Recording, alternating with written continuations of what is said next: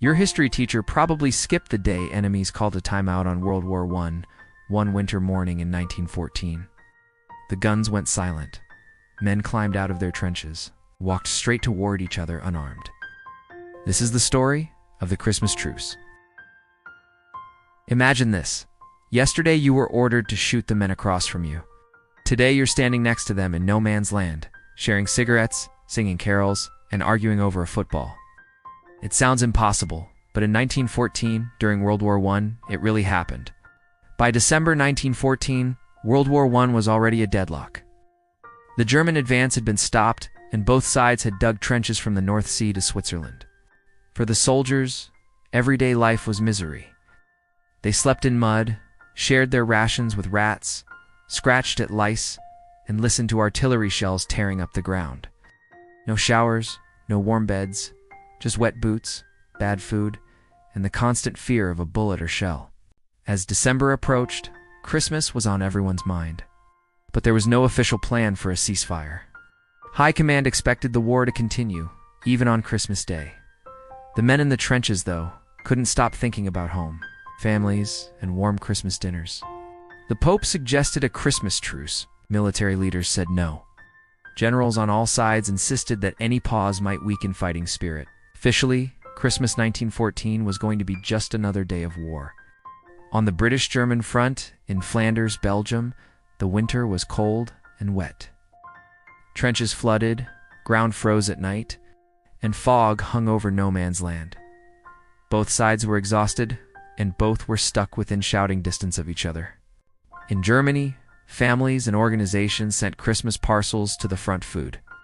Tobacco, candles, even small fir trees. German units along the line began placing Christmas trees on their trench edges, decorating them with candles as best they could.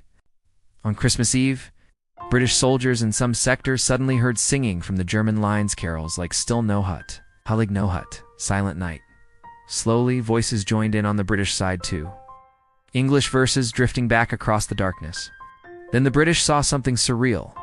The dark outline of the German trench lit up by rows of tiny Christmas trees and candles. The enemy line suddenly looked less like a killing machine and more like people trying to have Christmas in a terrible place.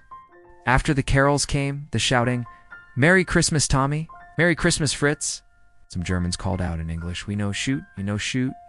Taunts and jokes turned into real invitations to stop shooting just for one night. At first, only a few men dared to climb up. One or two Germans stood on their trench parapet, hands raised to show they were unarmed. On the British side, a few soldiers slowly stood up, too knowing that under normal rules, they could be shot instantly. Then, step by step, they walked out into no man's land, the same ground where anyone who showed their head usually died. They walked toward each other with empty hands, praying no nervous trigger finger would end the moment. When they met in the middle, something unbelievably simple happened. They shook hands. Not as monsters or propaganda cartoons, but as young men who were cold, scared, and very far from home. Soon they were trading cigarettes, chocolate, tins of meat, buttons, badges, even bits of uniform changed hands. Each side was proud to show something from home even, if home was suddenly on the other side of the wire. Some soldiers pulled out crumpled photos of wives, girlfriends, and children. They pointed at the pictures, then at themselves, trying to explain, "I have a family too," for a moment. The man in the opposite uniform looked less like the enemy and more like a mirror. One of the first serious agreements they made was to bury the dead. Bodies had been lying in no man's land for days or weeks. Under the Christmas truce, both sides worked together to bring their fallen comrades home. In some places, British and German soldiers actually held joint funerals. Chaplains said prayers while men from both armies stood together, heads bowed, listening to words of peace over graves dug in the middle of a war. And then came the most iconic part, the football matches.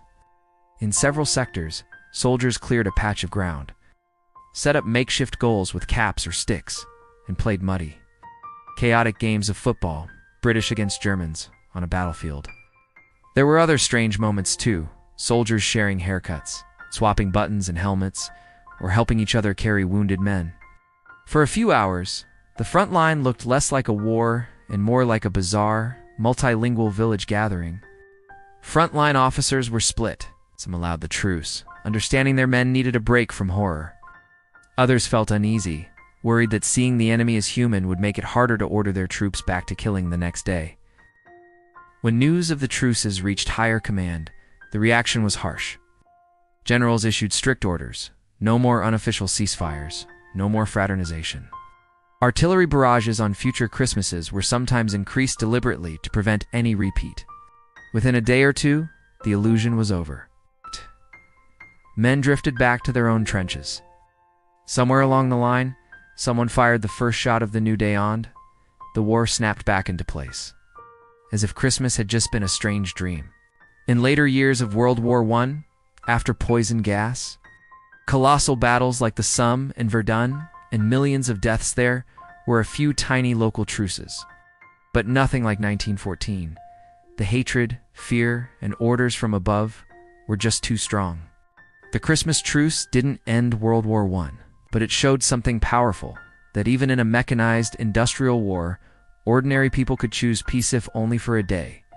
Tell me in the comments which part hit you hardest: the singing, the burials, the gifts, or the football. And subscribe if you want more true stories that sound too human and too strange to be fiction.